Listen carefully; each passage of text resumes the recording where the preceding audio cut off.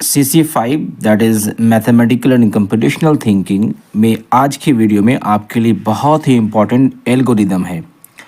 2 से 3 एल्गोरिदम मैं बताने जा रहा हूँ और डेफिनेटली इसकी बहुत चांसेस है एग्ज़ाम में आने का। तो वीडियो को पूरा वॉच कीजिएगा और जो लोग नहीं देखे हैं पहले, एल्गो लिखना नहीं आता उनको, वो पीछे का वीडियो जाके देखें प्लेलिस्ट में, और वहाँ पे हमने एल्गो कैसे लिखा जाता है, कैसे उसको स्टेप वाइज दिखाया जाता है, वो सारी चीज़ हमने आपको एक्सप्लेन किया है। तो आप वहाँ पे जाइए और आपके लिए सारा चीज़ वहाँ पे अवेलेबल है।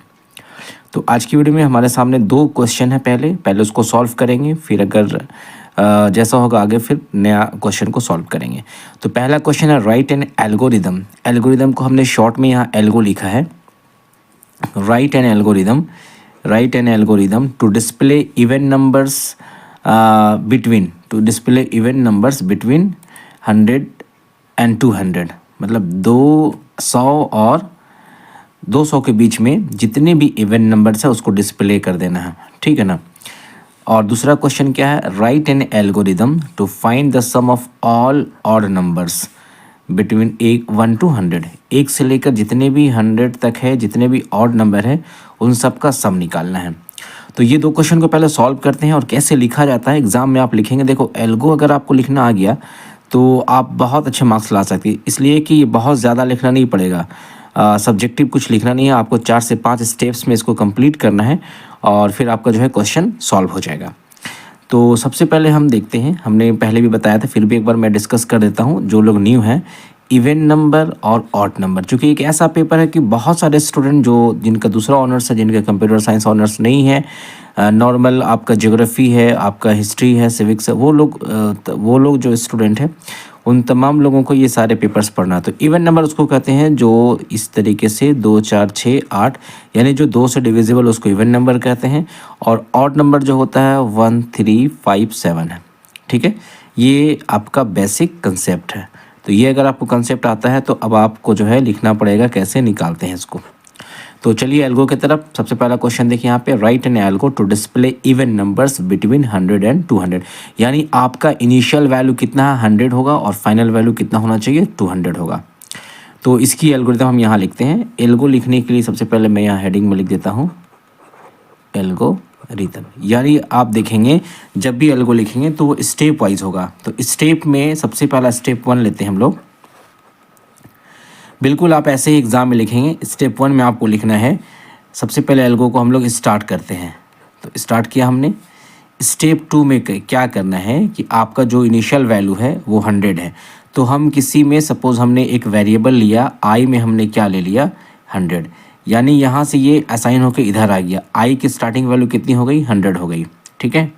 उसके बाद यहाँ पे स्टेप 3 में हम यहाँ क्या करेंगे, प्रिंट आई, यानी जो वैल्यू है वो प्रिंट हो गया। वैसे भी क्वेश्चन यही था कि 100 से लेकर आपको 200 के बीच में जितने भी इवन नंबर्स, और इवन नंबर हमने कहा जो 2 से कट जाता है या 2 से डिवाइड हो जाता है उसको हम इवन नंबर कहते हैं। तो ऑब्वियसली 100 तो होगा ही, तो यहाँ तक प्रिंट कर दिए।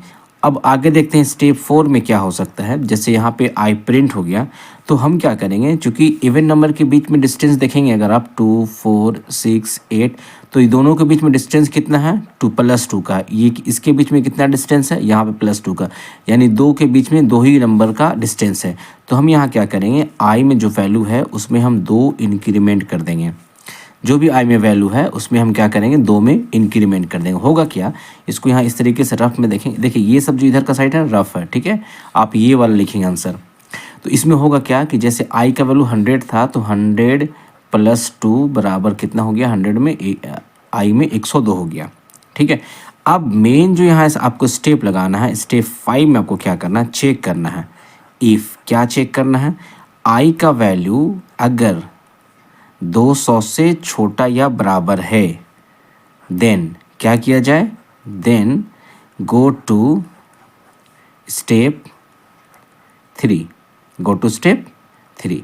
यानी यहाँ देखें, यहाँ पे कंडीशन आपको चेक करना है कि अगर आई का वैल्यू, तो आई का वैल्यू क्या है 102, तो 102 क्या 200 से छोटा है ना, तो क्या करेगा गो टू स्टेप 3। तो स्टेप 3 कहाँ, यहाँ से स्टेप 3 यहाँ पे आके यहाँ आ जाएगा। तो स्टेप 3 में क्या किया बोल रहा, प्रिंट आई। तो स्टार्टिंग में कितना हो गया था 100 प्रिंट हुआ था, इस बार हमने 2 बढ़ा दिया तो कितना प्रिंट हो गया 102। फिर यहाँ पे नीचे प्रिंट होने के बाद यहाँ पे आए 2 फिर बढ़ेगा तो 102 में कितना हो जाएगा 104। और फिर यहाँ चेक करें क्या 104 200 से छोटा है, यस छोटा है, तो फिर क्या बोले गो टू स्टेप 3। इस तरीके से ये पूरा जो आपका है 2 बढ़ा के पूरा प्रिंट करेगा, ठीक है ना। और कहाँ तक प्रिंट कर देगा 200 तक प्रिंट कर देगा, ठीक है। और 200 से जैसे यहाँ आएगा तो 200 + 2 202 हो जाएगा इस बार। तो 202 जब यहाँ कंपेयर करेगा उसको चेक करेगा तो ये फॉल्स हो जाएगा। तो जब फॉल्स हो जाएगा गलत हो जाएगा तो फिर ये वाला एग्जीक्यूट नहीं करेगा, यानी कि इधर नहीं जाएगा, वो क्या जाएगा इसको छोड़ के इसको इग्नोर करके वो नीचे चला जाएगा। तो स्टेप 6 में हम क्या कर दें, स्टॉप कर दें या एंड कर दें। So this is the steps for finding the even numbers from 100 to 200। ये आपको 4 से 5 स्टेप्स आपको याद करने हैं और आपका पूरा का पूरा इसमें मार्क्स मिल जाएगा। 5 नंबर का होगा या 3 नंबर का होगा, जो कि बहुत बड़ा एल्गोरिदम नहीं है। आपने स्टेप 1 से स्टार्ट करना है, स्टेप 2 में जो इनिशियल वैल्यू लेना है, जो शुरुआत वैल्यू लेना है शुरू वाला, उसको स्टेप 3 में उसको प्रिंट करना है, स्टेप 4 में 2 बढ़ा देना है, स्टेप 5 में चेक करना है लास्ट वैल्यू से कि ये जब तक लास्ट वैल्यू तक नहीं पहुंचेगा तब तक ये गो टू स्टेटमेंट जब तक वो क्या करेगा प्रिंट करता जाएगा। और जैसे 200 से बड़ा हो जाएगा तो क्या हो जाएगा ये स्टेप इस जो है इसको स्किप करके ये आगे चला जाएगा। तो ये पहला क्वेश्चन का आपको आंसर मिल गया, ठीक है। इसको आप उतार लें, कॉपी में नोट डाउन कर लें और एग्जाम के लिए अच्छे से तैयारी करें। इनकेस अगर क्वेश्चन चेंज भी करता तो आपका बेस यही रहेगा, आप इसी तरीके से बना सकते हैं। अगला क्वेश्चन देखते हैं, क्या क्वेश्चन है। Write an algo to find the sum of all odd numbers between 1 to 100। यानी ये क्वेश्चन को हम लोग को क्या करना है, 1 से लेकर 100 तक एल्गो, यहाँ पर एल्गो नंबर में 2 कर देता हूँ, एल्गो नंबर 2, ठीक है। 1 से लेकर 100 तक का सम मतलब किसका, सारे ऑड नंबर का, 1 + 3 + 5 + 7 + 9 ... 100 तक तो नहीं जाएगा, कहाँ तक जाएगा, जो ऑड नंबर होगा 99 तक जाएगा। इसका सम निकालना है। तो चलिए शुरू करते हैं। सबसे पहले यहाँ पे स्टेप 1 में क्या कर दिया जाए, स्टार्ट कर दिया जाए, ठीक है। स्टेप 2 में क्या कर दिया जाए, स्टेप 2 में एक इनिशियल वैल्यू ले लिया जाए। इनिशियल वैल्यू कहाँ से शुरू होगा हमारा, 1 से शुरू होगा। तो हमने i में क्या ले लिया, i = 1 ले लिया, ठीक है ना।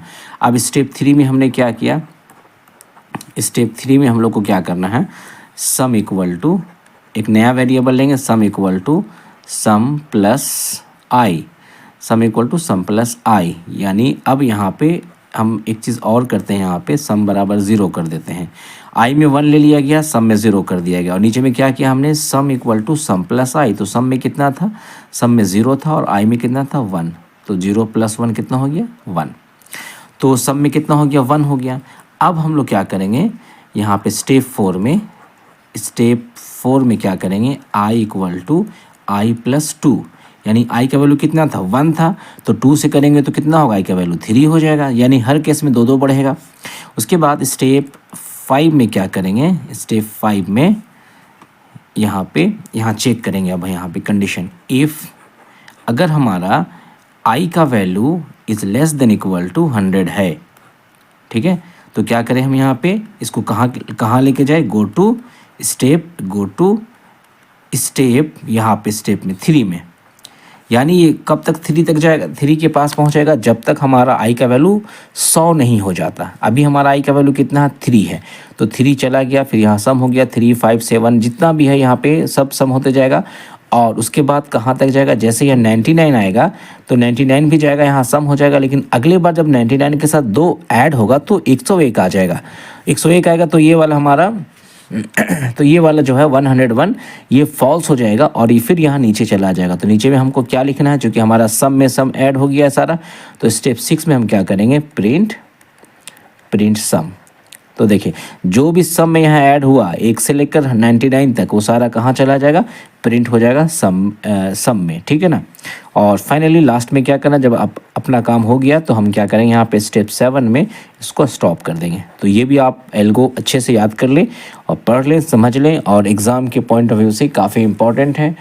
तो मैं समझता हूँ कि समझ में आ गया होगा। नहीं समझ में आया तो पूछें फिर से हमसे, कमेंट बॉक्स में कमेंट कीजिए। फर्स्ट टाइम हमारे वीडियो को देख रहे हैं, हमारे चैनल पे आए तो सब्सक्राइब ज़रूर कीजिएगा। दूसरे स्टूडेंट्स के साथ भी शेयर कीजिए, अपने फ्रेंड के साथ, दूसरे कॉलेज के लोग स्टूडेंट के साथ भी शेयर कीजिए। मिलते हैं नेक्स्ट टाइम कुछ और नए टॉपिक के साथ। तब तक आप होप पढ़िए, एग्ज़ाम काफ़ी करीब है आपका, और अच्छे से अपने स्टडी पे फोकस कीजिए। Thank you very much.